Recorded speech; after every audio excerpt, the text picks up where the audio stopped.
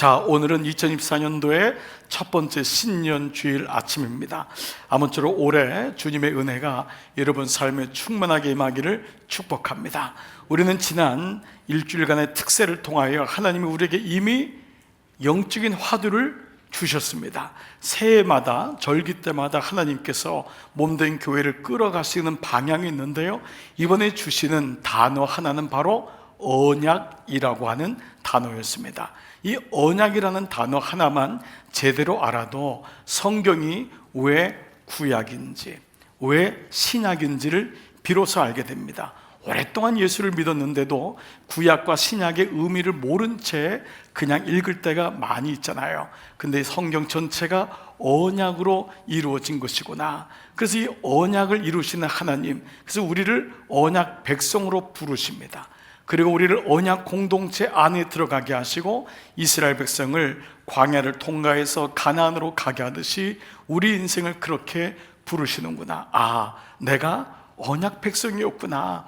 그냥 교회에 나오는 사람이 아니구나. 모태신앙이 아니구나. 내가 그냥 세례받은 사람이 아니구나. 집사, 권사, 장로, 목사가 아니라 본질적으로 언약 백성이구나. 우리 부부가 언약 부부구나. 그냥 있는 부부가 아니구나. 부모님과 우리 가정, 나 사이가 언약 가정이구나. 우리 강남중앙교회 공동체가 언약 공동체구나. 그래서 언약이라는 단어가 성경을 꿰뚫는 것이라서 이 신명기를 구약의 복음이라고 하는 이유가 여기 있습니다. 복음은 가장 중요한 거잖아요. 안 들으면 죽는 게 복음이잖아요. 그래서 신명기의 말씀은 오늘 우리에게 구약 전체를 요약하고 종합한다고 할 수 있습니다. 자, 그래서요, 여러분 이제 이런 그림을 우리가 이번 특세 동안에 봤는데, 자, 한 번만 다시 보겠습니다. 언약이라고 하는 중심으로 해서 언약이 있을 때 비로소 하나님이 누구신지를 알게 되고, 언약이 있을 때 내가 하나님의 백성이구나, 정체성이 분명히 드러나는 거예요. 그리고 하나님의 백성이 되니까 내가 이루어지는 삶의 자리가 하나님의 나라구나. 그래서 그 밑에 보시면은요, 말씀 묵상과 예배 회복도 언약 백성이 마땅히 해야 되는 것이 이것이구나. 언약 백성인데 언약을 묵상하지 않는 거, 오만 것을 묵상한다면 그는 세상 사람하고 다르지가 않죠. 또 오른쪽에 보시면 1:1 제자 양육도 우리가 선포된 말씀이 설명된 말씀으로, 양육되는 말씀으로 해서 바로 제자인 우리는 언약 제자구나. 제자인데 내 제자 만드는 것이 아니라 언약 제자를 만드는구나. 우리는 목장 공동체를 통해서도 우리는 언약 공동체구나 라는 것이 분명히 드러나게 됩니다. 여러분, 이 편은 앞으로 여러분 모두 목자를 통해서 우리 여러분 모두에게 나눠드릴 터인데, 여러분 올 한 해 여러분 삶의 우선순위를 잘 정하시고 이 믿음의 이 카테고리를 정확하게 알면은 믿음 생활이 보이기 시작할 것입니다. 자, 이제 이런 가운데 우리는 신명기의 서론에 해당되는 첫 번째 설교에 오늘 3장에서 이 모세는 요단강에 올라가는 모습을 회상합니다. 그리고 자기는 요단강에 이 가나안 땅에 들어가지 못하는 모습을 오늘 회상하는 것이 오늘 여러분 읽었던 말씀입니다. 여러분 아마 성경을 어느 정도 아는 사람은 모세가 가나안 땅에 들어가지 못한 것을 여러분이 알고 있을 것입니다. 그래서 참 이해가 안 되는 부분이 이 부분이기도 할 것입니다. 아니, 딴 사람은 못 들어가는 거 이해한다. 그들은 다 하나님을 믿지 않았으니까. 그런데 어떻게 모세가 가나안 땅에 못 들어갈까? 너무도 아쉽고 의문점이 남는 본문이 사실 오늘 말씀이기도 합니다. 이렇게 우리가 얘기할 수 있는 것은 우리가 모세의 부르심과 모세의 삶을 너무도 잘 알기 때문이에요. 모세는 자원해서 간 사람이 아니에요. 하나님께서 호렙산 떨기에서 모세를 부르셨어요. 그는 가고 싶지 않았어요. 형 아론을 보내라고 했던 사람이에요. 근데 하나님이 네가 가라. 형을 너에게 붙이겠지만 네가 해야 된다. 그래서 모세는 하나님께 80이란 나이에 부르심 받고 장정만 60만, 어른까지 아이까지 합하면 200만이 넘는 정말 지지리도 말을 안 듣는 430년 동안 노예 근성에 찌들은 백성들을 데리고 가나안 땅으로 가게 됩니다. 근데 여러분이 알다시피 이스라엘 백성은 정말 힘든 백성이었어요. 여러분 생각해 보세요. 우리나라 36년 동안 일제 밑에 있었는데도 그 잔재를 벗어내기가 얼마나 어려웠습니까? 430년 동안 애굽이란 나라에서 노예로 살았으니 남의 나라에 빌붙어 살고 자기 주체의식도 없고 하나님이란 단어도 다 잃어버리고 노예의 근성만 있는 이 사람들은 하나님이 아무리 기적을 보여주셔도 홍해를 가르고 10가지 재앙을 보여주고 날마다 구름기둥 불기둥으로 만나를 주셨는데도 늘 입만 열면 원망하고 일만 열면 낙담하고 왜 우리를 여기서 죽이냐고. 모세가 얼마나 힘들었을까. 정말 여러분, 모세는 너무 힘들었을 거예요. 자, 그런 가운데 이 모세는 가만 보니까 이스라엘 백성들이 하나님을 결국은 믿지 않는 모습을 보게 된 거예요. 왜냐하면 그들은 자신들이 어떤 존재인지를 잘 몰랐던 것 같아요. 하나님이 그렇게 부르셨는데도 그냥 보이는 눈, 보이는 떡, 보이는 나라, 눈에 보이는 것만 쫓아다니는 거예요. 그래서 마침내 뭐라고 얘기하죠? 신명기 1장 32절 다 같이 시작. 너희가 너희의 하나님 여호와를 믿지 아니하였도다. 여러분, 이 말을 하는 모세도 너무 마음이 아팠을 거예요. 왜냐하면 이건 모세가 자기의 목회를 실패를 인정하는 거예요. 이게 뭐냐 하면 부모된 여러분이 내가 너희를 잘못 가르쳤다, 내가 너희를 잘못 가르쳤다, 니들이 망하는구나, 아니 망했구나, 내가 다 내 책임이다. 그러니까 이 얘기를 하는 모세는 정말 피눈물이 났을 거예요. 너희가 너희의 하나님 여호와를 믿지 않는구나. 믿는 줄 알았어요. 교회 나오니까 믿는 줄 알았어요. 기도하니까. 그런데 믿지 않았다는 거예요. 자신의 목회가 실패한 것처럼 너무도 가슴 아픈 거예요. 그렇게 하나님 앞에 40년을 평생을 드리면서 이 백성을 위해서 자기를 생명책에서 차라리 빼달라고 하나님이 너무 화가 나가지고 이 백성 진멸하고 노하고 다른 민족을, 다른 세대를 가지고 내가 가나안 땅에 들어가겠다고 할 때 모세는 차라리 그렇게 하시려면 하나님 내 이름을 생명책에서 지워주세요 라고까지 했어요.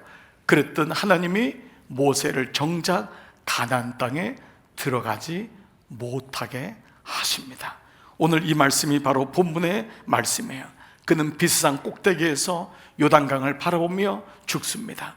그리고 우리가 아는 대로 그는 그 앞에 묻히게 되죠. 바로 오늘 본문, 여러분이 오늘 매일 성경 보면 3장 12절부터 나오는데요, 12절부터가 요단강 도하 작전입니다. 요단강으로 드디어 그 이스라엘 백성들이 요단강을 건너서 가나안에 들어가는 장면을 회상하고 있어요. 근데 바로 그때 모세가 그들을 바라보면서 드렸던 기도가 23절부터의 내용입니다. 너무도 뼈아픈 기도요. 부모된 여러분들은 아마 이 기도를 어느 누구보다도 이해가 되리라 믿어요. 자, 그런데 오늘 이 기도를 통해 하나님은 바로 하나님께서 언약 백성으로 부르신 언약 백성이 가져야 될, 언약 백성이 배워야 될 기도와 응답이 무엇인지를 오늘 본문을 통해 보여주고 있다는 것입니다. 오늘 신년새에 여러분 모든 분이 기도할 터인데 정말로 하나님의 언약 백성이 배워야 될 기도가 어떤 것인지 오늘 말씀을 통해서 한번 나눠보겠습니다. 자, 23절 24절 다 같이 시작. 그때에 내가 여호와께 간구하기를 주 여호와께서 주께서 주의 크심과 주의 권능을 주의 종에게 나타내시기를 시작하셨사오니 천지간에 어떤 신이 능히 주께서 행하신 일 곧 주의 큰 능력으로 행하신 일 같이 행할 수 있으리. 자, 이런 말씀을 한번 다시 한번 먹어보세요. 그때는 뭐냐 하면 그들이 요단강을 건너갈 때에, 그들이 요단강을 건너갈 때 1세대들은 다 죽잖아요. 가데스 바네아에서 38년 동안 부인한 다음에 38년을 돌다가 다 죽어요. 그 2세대들이 가나안 땅에 들어가는 그 모습을 볼 때에 이 모세가 여호와께 간구합니다. 근데 여기 간구란 말은 기도라는 말이 아닙니다. Please, 혹은 영어로 I beg, 간청하여, 혹은 원어로는 종이 무릎을 꿇고 눈물 흘리면서 비는 모습이 이 모습이에요. 뭐라고 합니까? 주께서 그 주의 크심과 주의 권능을 주의 종에게 나타나기를 시작하지 않았습니까? 하나님으로 호렙산에서 부르시면서 지난 40년 동안 여기까지 오지 않았습니까? 그러면서 뭐라고 해요? 주의 크심과 주의 권능을 주의 종에게 나타나기를 시작하셨고 천지간에 어떤 신이 능히 주께서 행하신 일, 곧 주의 큰 능력으로 행하신 일과 같이 행할 수 있으리까 하나님을 찬양하는 거예요. 지난 인생 동안에 이 백성에게 임재하신 그 하나님의 은혜를 이 모세는 고백하는 거예요. 그러면서 간구하는 거예요. 뭐라고 간구하지요? 25절, 구하옵나니 나를 건너가게 하사. 구하옵나니가 또 나와요. 간구하옵나니, 구하옵나니. 이거는 영어로도 그냥 pray란 단어가 아니에요. 기도한다는 게 아니라 말씀드린 대로 간청한다는 거예요. 눈물로 기도한다는 거예요. 이 모세의 마음이 뭐냐 하면, 주님, 나도 건너가게 해주세요. 나도 건너가게 해주세요. 여러분, 제가 이번 목양 칼럼에 썼는데, 저는 사실 이번 한 주간 특세를 하면서 모세의 심정에 대해 가지고 말씀을 준비하다 보니까 몇 번 울컥울컥 하더라고요. 야, 이 모세의 마음이 어땠을까? 자기는 정작 못 건너가는 거예요. 1세들은 물론 다 죽었지만은, 하나님 날 좀 건너가게 해주세요. 요단 저쪽에 있는 아름다운 땅, 아름다운 산과 레바논을 보게 하옵소서. 이거 뭐냐면 이미 하나님이 사랑하는 모세에게 그 땅이 어떤지를 보여주셨을 거예요. 말씀해 주셨을 거예요. 그래서 모세는 알고 있는 거예요. 너무도 아름다운 땅. 근데 그 땅을 하나님께 들어가게 되려고 얘기하는 거예요. 그래서 세 번역에는 부디 저를 건너가게 해 주십시오 라고 고백합니다. 자, 그런데 어떻게 주님이 이 응답을 하시는지 봐보세요. 26절, 여호와께서 너희 때문에 내게 진노하사 내 말을 듣지 아니하시고 내게 이르시기를 그만해도 족하니 이 일로 다시 내게 말하지 말라. 한마디로 말하면 모세 기도는 거절된 거예요. 하나님은 모세 기도를 응답하지 않으셨어요. 근데 먼저 우리가 여기서 한번 좀 묵상해야 될 것이 있는데, 여호와께서 너희 때문에 내게 진노하사. 근데 이 똑같은 구절, 너희의 영고로, 너희 때문에라는 것이 오늘 이 말씀하고요, 1장 37절에도 한 번 나오고요, 4장 21절에도 한 번 나와요. 모세가 뭐 지금 문제가 있는 걸까요? 왜 이렇게 너희 때문에, 너희 영고라는 말을 3번이나 강조합니다. 겉으로 보면은 마치 모세가 너희 때문에 내 인생이 이렇게 됐어 라고 투사하고 원망하는 것 같지만 이런 의미는 아닙니다. 왜냐하면 이 말씀은 1세대들에게 잘못된 것을 가르치기 위함이에요. 너희가 결국은 어떠했는지를 얘기하기 위해서 나도 못 들어가게 됐구나, 너희의 그 하나님을 불평하고 원망하고 믿지 않았던 그것을 강조하는 것을 너희로 인하여, 너희의 그 죄로 말미암아 라고 하는 차원으로 보는 것이 옳습니다. 또한 이 너희 때문에 내게 진노했다는 게 뭘까요? 너희 때문에, 여러분, 뭐 때문에, 너희의 무슨 사건 때문에 하나님이 내게 진노했을까? 이 사건을 들은 이스라엘 백성은 다 한 사건을 소환할 수 있을 거예요. 바로 민수기 20장에 나오는 소위 무리바 반석 사건입니다. 무리바라고 하는 곳에서 반석에서 물이 나오는 사건이었는데, 그때 이스라엘 백성들이 원망하고 하되 물이 없을 때 사건이 그때 있었던 사건이에요. 자, 20장 2절 3절 보면은 회중이 물이 없으므로 모세와 아론에게로 모여드니라. 백성이 모세와 다투어 말하는데, 백성이 다투어, 이 다툰다는 건 멱살을 잡는 거예요. 멱살을 잡고 그를 몰아세우는 거예요. 모세 지도자 필요 없는 거예요. 모세 지도자를, 모세 멱살을 붙잡고 끄집어내려는 거예요. 뭐라고 하냐면은, 우리 형제들이 여호와 앞에서 죽을 때에 우리도 죽었더라면, 이 앞에 있는 건 고라 자손들이 반역했을 때 땅이 갈라지면서, 또 금송아지 사건 때 그때 또 죽었던 사람들, 하나님 앞에 반역해서 죽었는데 차라리 그때 우리도 죽었더라면 좋을 뻔하였도다. 이스라엘 백성은 아직도 자기들이 누군지를 모르는 거예요.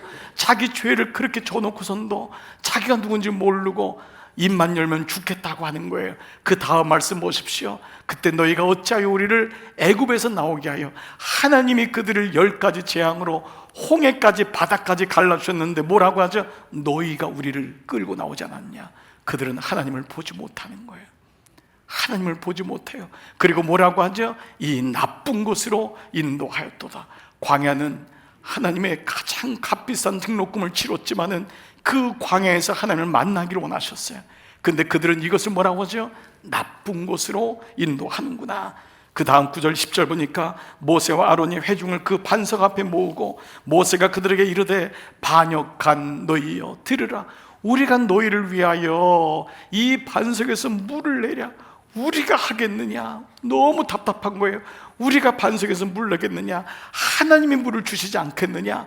근데 그 다음에 보시니까요, 모세가 그의 손을 들어 그의 지팡이로, 하나님이 지팡이를 들라고 했을 때는 들기만 하면 되는 거였는데 모세가 너무 감정이 상한 거예요. 그래서 어떻게 하죠? 반석을 2번 치니, 어떤 부모님은 여기다 동그라미를 새빨갛게 하고 이게 내 심정이다 이놈아 그러면서 보여주는, 난 3번 4번 치고 싶다. 모세가 너무너무 감정이 상해, 마음이 상해가지고 그만 2번을 친 거예요. 반석은 치는 게 아니었는데 그냥 하나님께 말씀으로 명하면 됐는데 너무 화가 나가니까, 여러분 이 마음 이해되세요? 이 마음 이해되세요? 너무 이스라엘 백성에게 마음이 상해가지고 반석을 2번이나 내리쳤는데 물이 많이 솟아나왔고 회중과 그들의 짐승이 다 먹었어요. 그런데 이것을 하나님이 다 보셨지요.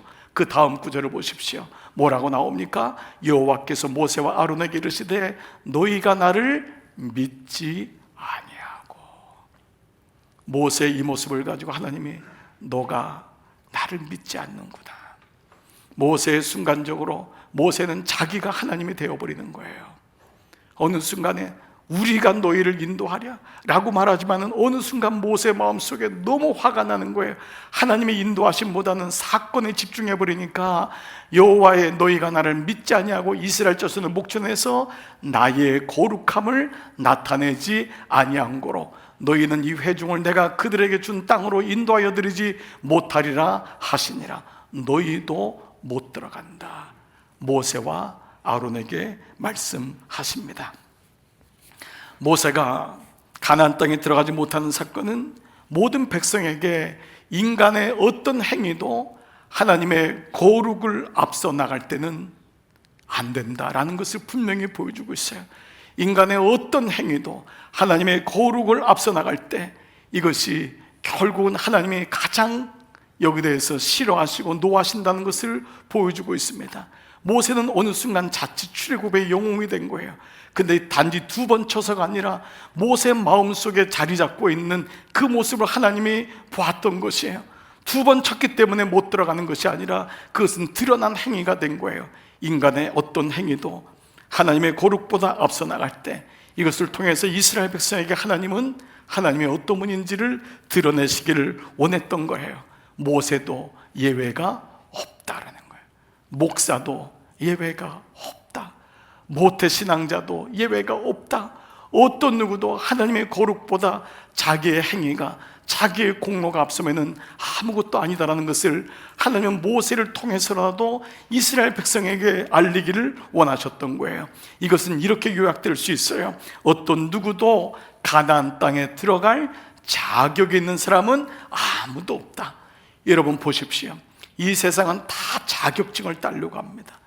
그래서 다 자격증을 필요로 합니다. 그런데 하나님 나라는 그렇지 않습니다.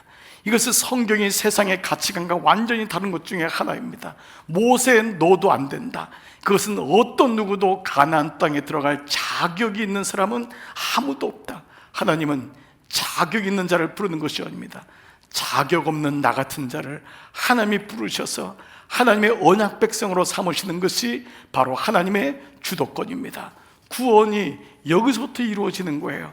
만약 이것이 분명하지 않으면 우리는 실컷 하나님 믿고 모세처럼 반석을 2번 치고 화내고 이럴 때가 너무도 많습니다. 그러므로 오늘 이 말씀을 통해서 우리는 하나님의 거룩하심이 어떤지를 보셔야 되고, 은혜는 결코 행위나 자격이나 어떤 무엇 때문에 하나님의 은혜를 받는 것이 아님을 오늘 말씀을 통해서 보여주고 있습니다. 어떤 누구도 하나님이 부르시기 때문에 들어가는 것입니다. 그래서 모세 너도 내가 아니면은 아니다 라는 것입니다. 오늘 이 말씀을 통해서 보여주고 있어요. 이 사건이, 이 모세가 가나안 땅에 들어가지 못한 사건이 얼마나 충격이었는지 1년 후에 이 신명기를 기록하고 한 달 후에 모세는 죽습니다. 모세는 이 신명기가 쓰여진 게 모세가 40년째 11번째 달에 쓴 것이 1장 1절에 나오잖아요. 그러니까 모세가 한 달 전에 쓴 것이 신명기고 한 달 후에 죽었을 때 이스라엘 백성은 모세가 가나안 땅에 들어가지 못하고 그가 죽는 것을 애도하며 30일을 웁니다. 얼마나 충격이 컸는지. 신명기 34장에 그가 죽었을 때 백성들이 30날 30일을 울었더라 라고 말씀하고 있어요. 자, 또한 동시에 이 모세가 너희 때문에 나에게 진노하시는 이 말씀은 언약을 통해서 우리가 볼 때에 호렙산에서의 그 언약이 마침내 모세의 이 언약이 어디로 가냐면 새 언약으로 가잖아요. 그 새 언약으로. 그래서 신명기도 구속사적으로 보시면은 예수 그리스도의 새 언약의 모세는 그림자이기 때문에 백성의 죄 때문에 죽는 새 언약의 그림자를 보여주고 있는 것입니다. 너희로 인하여 너희 때문에 나에게 진노하사, 바로 백성의 죄 때문에 죽는 새 언약의 그림자를 모세의 죽음을 통해서 보여주고 있다 할 수 있습니다. 이것이 하나님의 일하심입니다. 우리가 볼 때는 모세가 가나안 땅에 못 들어갔으니까 그걸로 끝나는 것 같지만 여기서 끝나지 않습니다. 그러면서 하나님께서 모세에게 주신 응답이 나와요. 바로 이 말씀이에요. 그만해도 족하니 이 일로 다시 내게 말하지 말라. 그만해도 족하니, 됐다라는 거예요. enough하다, 충분하다, 너 잘했다, 됐다 라고 하는 거예요. 이 일로 내게 말하지 마라. 그렇게 끝나는 거예요. 여러분, 이 말씀이 여러분에게 좀 이해가 안 될 수 있을 거예요. 그런데요, 우리가 이 신약의 가장 대표적인 하나님의 사람이 누구죠? 사도 바울입니다. 그러면 구약의 가장 대표적인 사람이 모세라고 한다면 이 사도 바울과 모세의 기도가 놀랍게도 동일한 것을 보게 됩니다. 사도 바울이 너무도 가혹한 이 질병 때문에 목회조차를 못하는 거예요. 그가 간질병이든 눈병이든 목회 자체를 하기가 너무 어렵고 사람들에게 너무 손가락질을 받고 하나님의 영광이 가르니까 그 병을 고쳐달라고 3번이나 기도했다는 것은 목숨을 걸고 3번이나 기도했는데 하나님이 뭐라 그러시죠? 내 은혜가 내게 족하다. 내 은혜가 내게 족하다. 그 말씀이 고린도서 12장 9절, 내게 이르시기를 내 은혜가 내게 족하도다. 이는 내 능력이 약한 데서 온전하여 짐이라 하신지라. 근데 더 놀라운 건 사도 바울이 뭐라고 고백하냐 하면 이는 이 약함이 그리스도의 능력으로 내게 머물게 하려 하심이라. 물론 약한 건 힘들어요. 근데 그 약하기 때문에 사도 바울은 교만하지 않을 수 있었던 거예요. 우리가 대부분 육체적으로 건강하기 때문에 죄 지을 때가 참 많습니다. 가난해서 죄짓보다도 물질이 있기 때문에 높은 데 올라가기 때문에 유혹받고 미혹받고 미끄러지고 그 안에서 남들이 모르는 죄를 질 때가 참 많습니다. 겉으로 오면 그 사람의 자격도 있고 겉으로 오면 그 사람의 권세도 있고 명예도 있는데 그 안에는 하나님이 없을 때가 참 많습니다. 여러분 어떻습니까? 저도 이만큼 목회하면서 느끼는 게 그 개척교회 때는 젊었을 때는 그런 욕 별로 없었어요. 근데 나이가 들면 들수록 정말 하나님 앞에 정말 잘 감당해야 되겠구나, 매일매일마다 하나님 앞에 온전히 서지 않으면 안 되겠다고 하는 마음이 들 때가 참 많습니다. 오늘 이 사도 바울은 분명히 이 고백을 했는데 이 사도 바울의 기도가 어디서 나왔을까? 바로 신명기의 모세의 기도였어요. 내게 충분하다, 내게 충분하다. 그렇습니다. 오늘 이런 의미에서 우리는 기도는 가장 대표적인 사도 바울과 가장 대표적인 모세를 통해 우리는 배우게 돼요. 기도는 내가 원하는 것을 얻는 것이 기도가 아니구나. 이건 세상 사람들도 하는 기도구나. 언약 백성이 하는 기도는 하나님이 나를 부르신 바로 우리의 하나님 여호와께서 그 하나님이 나를 부르셨기로 내가 원하는 것을 얻는 것이 아님을 분명히 보여주고 있고, 진정한 기도는 그 결과까지도 전적으로 하나님께 맡길 수 있는 것이 기도구나 라는 것입니다. 여러분, 여기에는 아주 놀라운 은혜가 있습니다. 이것은 우리의 생각과 우리의 기도보다 훨씬 좋은 것을 주시고자 하는 하나님의 은혜가 있다는 거예요. 우리는 수가 약해요. 우리는 요 눈앞에 있는 것밖에 안 보여요. 이게 보이는 것에 붙잡힌 인생의 최후입니다. 근데 하나님은 4수, 5수, 10수 안을 내다보고 있는 거예요. 여러분이 자녀를 보면 답답할 때가 뭡니까? 자녀는 그 앞에밖에 안 보이는 거예요. 조금만 뒤틀리고 실망하면 매일마다 원망하고 엄마가 이랬잖아, 아빠가 이랬잖아. 근데 엄마 아빠는 인생을 살아보니까 두세 수는 앞을 내다보더라고요. 그래서 괜찮아, 그 정도 가지고 문제될 거 없어. 조금만 기다려봐. 더 좋은 걸 줄 거야. 이게 아비의 어미의 마음인데 하나님은 이수 삼수겠습니까? 그 앞을 내다보는 거예요. 예수님 마태복음 7장 11절에서 구하는 자에게 좋은 것으로 주지 않겠느냐.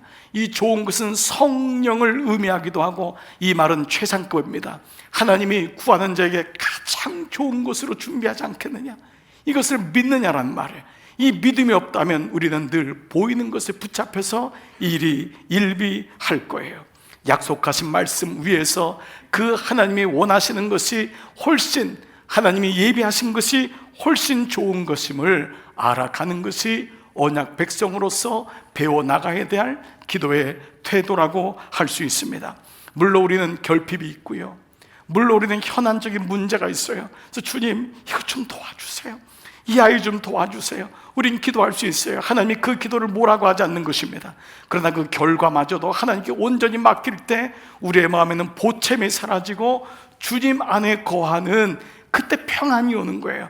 그래서 많은 사람들이 기도 끝났을 때 마음이 평안할 때 이걸 응답으로 여기는 이유는 하나님께 맡기기 때문입니다. 하나님께 맡기기 때문에. 그렇게 힘든 문제인데 눈물을 한번 쫙 뿌리고 하나님 앞에 그렇게 기도했는데 마음이 편안한 거예요. 뭐지요? 하나님, 나 하나님께 맡겨요. 하나님이 가장 좋은 걸 주실 줄 알아요. 우리는 오랫동안 속은 것이 있습니다. 예레미야 33장 3절, 어떤 교회는 333 해가지고 이 교회 기도를 가지고 너는 내게 부르짖으라, 내게 너에게 응답하겠고. 그런데 여기서 끝나지 않습니다. 한국 교회는 요거 가지고 살았던 거예요. 너는 내게 부르짖으라, 내가 응답하겠고. 그래서 모든 사람이 부르짖습니다. 그러나 하나님이 이 말씀을 하신 것은 그 다음 구절 때문에 그래요. 바로 내가 알지 못하는 크고 은밀한 일을 내게 보이리라. 예레미야에게 하신 말씀은 이 다음 구절이었어요. 부르짖으라, 내가 응답하겠고. 하나님이 내가 원하는 대로 부르짖으면 다 응답하는 것이 아니라 하나님이 크고 비밀한 것을 예비하고 있다는 것을 우리는 기도를 통해 보여주는 것이죠. 모세는 알았습니다. 하나님은 이 모세를 비스산 꼭대기로, 요단 모든 강들이 보이고 저편이 보이고 이스라엘 백성이 건너가는 그 모습이 보이는 그 꼭대기에 올라가서 재차 확인합니다. 너는 비스가 산 꼭대기에 올라가서 눈을 들어 동서남북을 바라봐라. 내 눈으로 그 땅을 바라보라. 그런데 너는 이 요단을 건너지 못할 것임이라. 그런데 그 뒤에는 모세의 기도가 안 나와요. 그리고 모세에게 새 시대를 열라고 하는 또 다른 명령이, 이제 사명이 주어집니다. 그 구절이 28절입니다. 너는 여호수아에게 명령하고 그를 담대하게 하며 그를 강하게 하라. 그는 이 시대를 거느리고 건너가서 내가 볼 땅을 그들이 기업으로 얻게 하리라 하셨느니라. 낙마하고 있는 모세에게 끝난 게 아니다. 새 시대를 준비하게 하라. 그에게 안수하여 그를 세우고 새 시대를 준비하라. 어떤 감정이 들었을까요? 여러분, 이 말씀을 듣는 여러분 중에 섭섭하시지 않으세요? 그러면 나는 뭐예요? 여러분, 나는 나인 거예요. 하나님의 계획이 훨씬 큰 거예요. 하나님은 모세, 낙마하고 있는 모세에게 사명을 줘요. 네 자녀를 일으켜라. 새 시대를 일으켜라. 모든 인생은 다 저무는 거예요. 근데 오히려 모세에게는 새로운 사명이 붙은 거예요. 여호수아를 통해서 일어나라. 이 세대들을 일으키고 다음 세대를 준비하라. 새 시대를 준비하라는 거예요. 이때 모세는 하나님 마음을 알게 되죠. 하나님을 신뢰하게 되는 것입니다. 바로 그리고 하나님의 응답을 받은 그는 다음 세대를 준비합니다. 바로 새 시대를 준비해요. 이후 신명기 44장의 맨 마지막에 모세에 대해서 어떻게 얘기하느냐. 이 모세에 대해서, 가나안 땅을 들어가지 못한 모세, 우리는 실패했다고 생각했잖아요. 그런데 아니었어요. 신명기 34장 9절, 모세가 눈의 아들 여호수아에게 안수하였으므로, 하나님 명령에 따라서 안수했어요. 그 후에는 모세를 뭐라고 했냐면, 이스라엘에 모세와 같은 선지자가 일어나지 못하였나니. 모세는 하나님께 가장 사랑받는 자였어요. 그 다음에 모세는 여호와께서 대면하여 아시던 자요. 여러분, 이것보다 더 우리를 향한 칭송이 어디 있어요? 모세를 향해서 그는 나와 대면하여 나를 알았던 사람이다. 그리고 하나님이 그를 아셨다 그랬어요. 사랑하는 여러분, 오늘 이 말씀이 여러분에게 어떻게 적용이 되십니까? 지난 1월 1일 신년 인사 동영상을 찍으면서 여러분 기억나세요? 책 한 권을 여러분에게 소개해 드렸습니다. 제가 연말에 읽으면서 너무 은혜를 많이 받고 새해 이제 시작하면서 부활절 이후에 50일 그때 기도 때 이 책을 가지고 있으면 좋겠다라고 하는 마음이 들 정도였는데, 풀러 신학교의 교수였던 폴 스티븐스 교수님이 나이 듦의 신학, 이제 제목을 신학이라고 했지만 영어로는 Aging Matters, 그냥 나이 드는 것, 나이 든다는 것이라고 하는 책이었어요. 이분이 78세에 이 책을 썼는데 바로 소제목이 당신의 소명을 재구성하라. 그는 모세의 인생을 보면서, 모세의 노년을 보면서 우리 인생에도 세 가지 챕터를 다시 확인해야 된다라고 얘기하고 있습니다. 그는 비록 78세에 이 책을 썼지만 20대인 사람에게도 도전합니다. 30대인 사람에게도 당신이 만약에 하나님의 부르심을 받은 언약 백성인 것을 안다면은 이 세 가지의 여정을 가지고 인생을 설계하라. 첫 번째 챕터가 바로 제 소명입니다. 당신이 20살 때 받았던 그 은혜, 학생 때 받았던 그 은혜, 30살 때 받았던 그 은혜, 40살에 받았던 그 은혜, 그 소명을 다시 한번 불러일으켜 보라는 거예요. 당신이 무슨 직업을 가졌냐, 당신이 무슨 일을 하냐가 당신이 아니라 하나님 앞에 어떤 소명을 가졌냐가 당신이라고 한다는 것입니다. 우리는 내가 가지고 있는 직업에 스스로가 속을 때가 많습니다. 여러분, 그 직업은 앞으로 5년, 10년, 20년 있으면 다 내려놓아야 될 거예요. 그 직업이 여러분이 아닙니다. 하나님 앞에 부르심 받은 내 모습, 그 감격, 그 은혜, 하나님 없이는 살 수가 없어요. 그 부르심, 호렙산 딸 떨기 나무 밑에서 있었던 그 사건, 그리고 만약에 당신이 아직 소명을 받지 못했다면 호렙산 나무 떨기 밑에서 머무르라.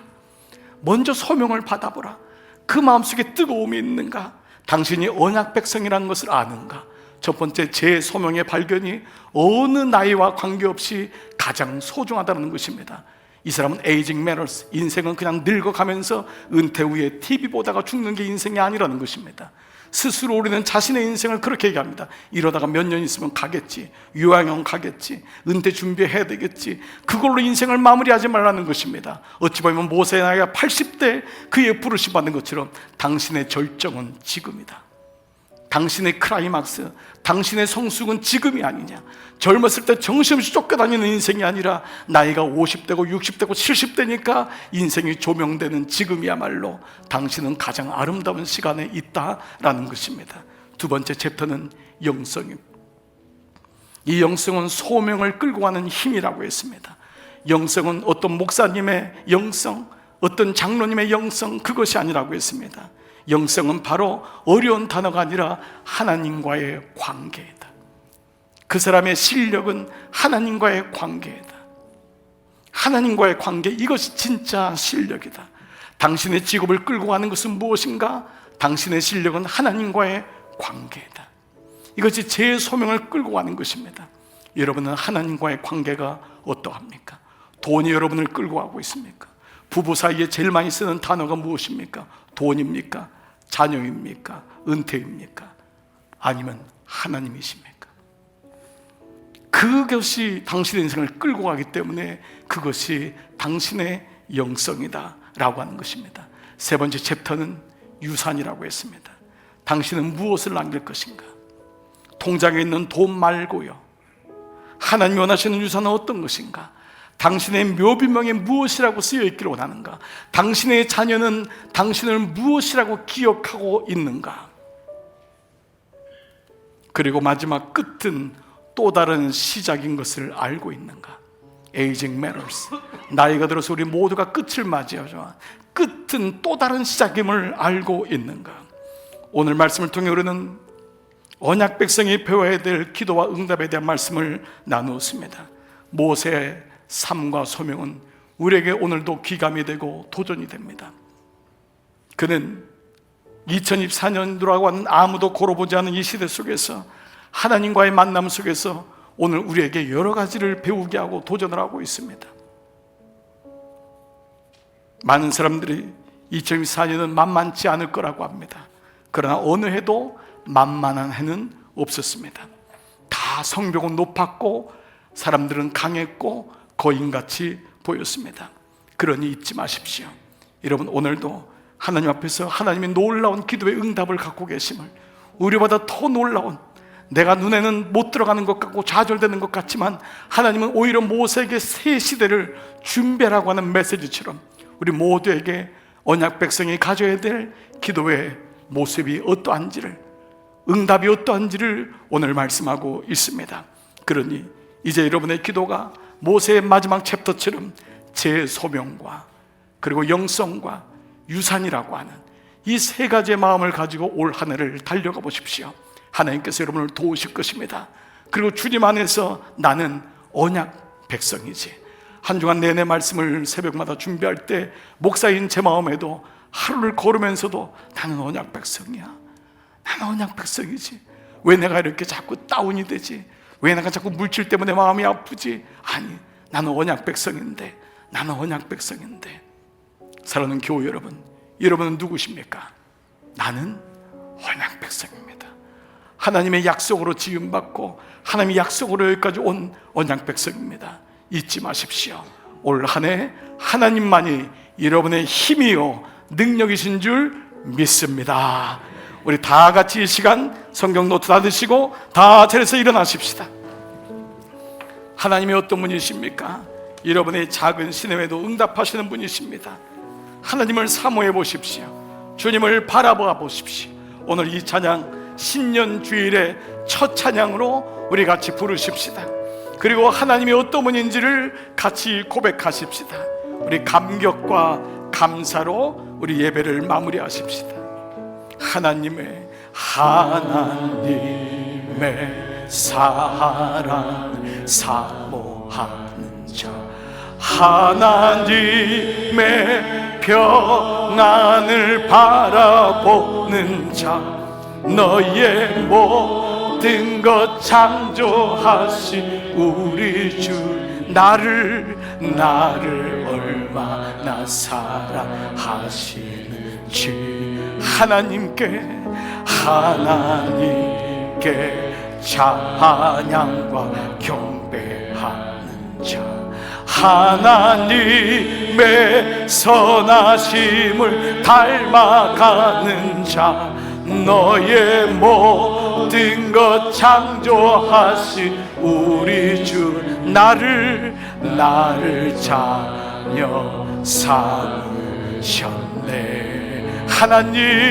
하나님 사랑의 눈으로 너를 어느 때나 바라보시고, 하나님 인자한 귀로서 언제나 나에게 기루이시니, 어둠에 밝은 빛을 비춰주, 나의 작은 신음에도 응답하시니, 너는 어느 곳에 있든지 주를 향 주만 바라볼지라. 하나님 사랑의 눈으로 나를 어느 때나 바라보시고, 하나님 인자한 귀로 언제나 나에게 기울이시니, 어둠의 밝은 빛을 비춰 나의 작은 신음에도 그 신음에도 응답하시니, 나는 어느 곳에 있든지 주를 향하 주만 바라보. 우리 함께 기도하며 함께 나가겠습니다. 살아계신 아버지 하나님 감사합니다. 오늘 모세의 기도를 통하여 하나님 우리에게 주시는 메시지가 있습니다. 기도는 하나님께 온전히 맡기는 것이었고, 그리고 그 기도를 통하여 하나님은 더 귀한 새 시대를 준비하게 하십니다. 자비하신 아버지, 우리의 삶을 돌아보며 하나님 새해를 시작하면서 우리가 하나님과의 관계가 어떠한지를 더 보게 됩니다. 자비하신 아버지, 오늘 주님의 은혜로 붙잡아 주시고 인도하셔서 하나님 원하시는 삶을 넉넉히 승리하고 이겨나갈 수 있도록 아버지 도와주시기를 원하옵고 기도합니다. 아버지, 모세가 다시 소명을 받은 것처럼 우리도 다시 재소명 받기를 원합니다. 나에게 그 소명, 하나님 주셨던 그 첫사랑 잊지 말게 하셔서 아버지, 나는 하나님께로 부름받은 언약 백성이구나. 부부는 언약 부부였구나. 우리 공동체는 언약 공동체였구나. 언약을 잃어버린 백성은 하나님 자기 뜻대로 살 수밖에 없는데, 하나님 모세는 하나님이 그 말씀을 할 때 거절한 것 같았지만은 하나님 거기서 새 시대를 여는 하나님의 사람이 되었고, 하나님은 모세에게 그는 나를 대면하였고 나를 알았다고 했습니다. 또 하나님은 모세를 내가 알았던 아신고 되었다고 했습니다. 자비하신 아버지, 오늘 이 하나님과의 관계가 나에게 영성이 되게 하시옵소서. 나를 끌고 가는 힘이 되기를 원하옵고 기도합니다. 아버지, 새해에 나를 끌고 가는 것은 세상이 아닙니다. 나의 직장이 아닙니다. 직업이 아닙니다. 물질이 아닙니다. 하나님이십니다. 우리 주 여호와 하나님이 하나님이 나를 이끌고 가십니다. 우리의 가정을 끌고 가시는 분도 하나님이십니다. 이것이 나의 영성입니다. 이것이 나의 실력이요 힘입니다. 아버지, 내가 이 땅에 남겨야 될 유산이 무엇입니까? 그냥 있다가 사라지는 게 인생이 아니었습니다.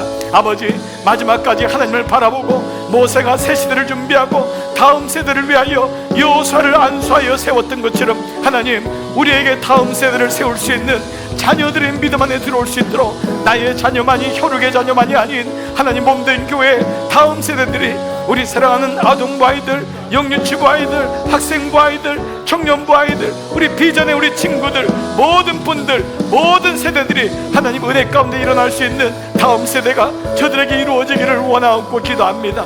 모세가 사명을 받으니까 다시 일어날 수 있었습니다. 아버지, 주님과의 관계가 회복되었고 그는 이 땅의 가장 위대한 선지자로 하나님 부름받았습니다.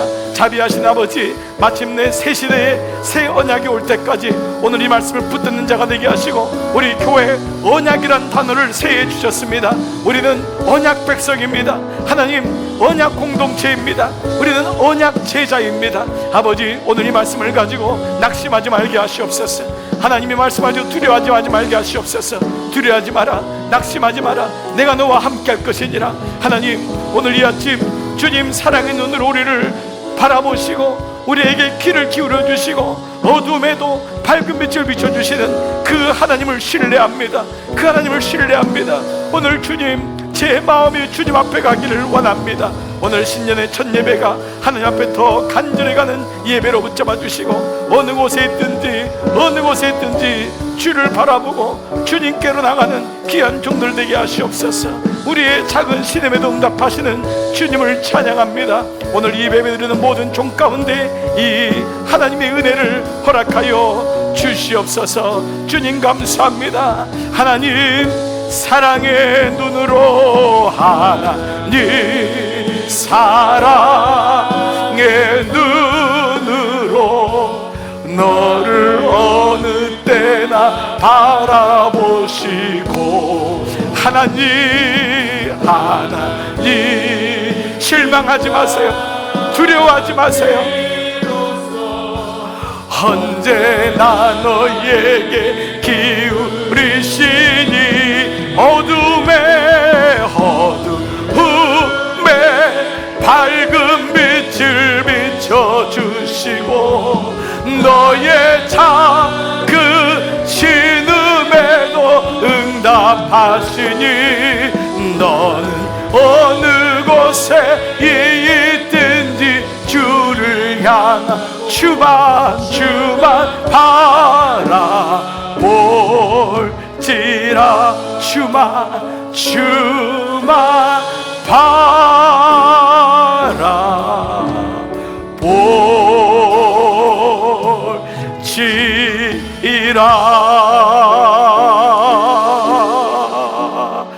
여러분의 두 손을 번쩍 한번 들어보십시오. 하나님, 새 신년의 첫 주일 주님 앞에 겸손히 두 손을 듭니다. 이 두 손은 주님만 붙잡겠다고 하는 제 고백입니다. 두렵고 낙심되는 일들이 너무 많은 이때에 하나님, 모세는 요단강을 건너가는 백성을 보면서 너무도 마음이 허탄하고 나는 실패한 것 같았는데 아니라고 했습니다. 너는 새 시대를 열라고 했습니다. 그리고 내가 너를 안다고 했습니다. 모세 인생은 실패한 것이 아니었습니다. 아버지, 오늘 그래서 다시금 두 손 들고 주님 앞에 고백하며 새해 다시 제 소명을 확인해 보겠습니다. 소명을 다시 확인하라. 그리고 하나님만이 저의 인생을 끌고 가는 힘임을 고백합니다. 저희 부부 사이에는 하나님이 있습니다. 저희 가정에는 하나님이 있습니다. 제 직장에서도 제 보스는 하나님이십니다. 주님만이 나의 주 하나님이십니다. 하나님, 나의 인생의 유산이 무엇입니까? 주님 앞에 가는 그날까지 내가 남겨야 될 유산이 무엇인지를 날마다 보게 하셔서 하나님 앞에 갔을 때 주님 잘 살았어요, 감사했어요, 우리 고백하는 사랑하는 종들의 두 손으로 붙잡아 주시옵소서. 두 손에 기도의 제목들이 있습니다. 하나님, 이번에 기도문 올려드린 기도의 제목 가운데 종들이 해결하지 못하는 연약함을, 문제들을 주님 앞에 고백한 종들이 많습니다. 하나님, 두 손으로 주님 앞에 올려드립니다. 주님은 다 아시죠? 내가 크고 비밀한 것을 보일 것이니라. 두려워하지 말라, 놀라지 말라. 내가 너의 두 손을 꼭 잡아줄 것이니라. 새해 신년주일 이 두 손을 주님 앞에 올려드리고 주님 앞에 나가는 종들을 붙잡아 주시고 안수하여 주시옵소서. 파송합니다. 이제는 성부와 성자와 성령의 은총이 주만 바라보기를 소원하는 모든 종들 머리 위에, 허락하신 귀한 가정과 배우자 자녀들 위에, 몸된 주님의 언약 공동체 위에, 이 나라 이 민족 위에 이제로부터 영원토록 함께 하시기를 간절히 축원하옵나이다. 아멘.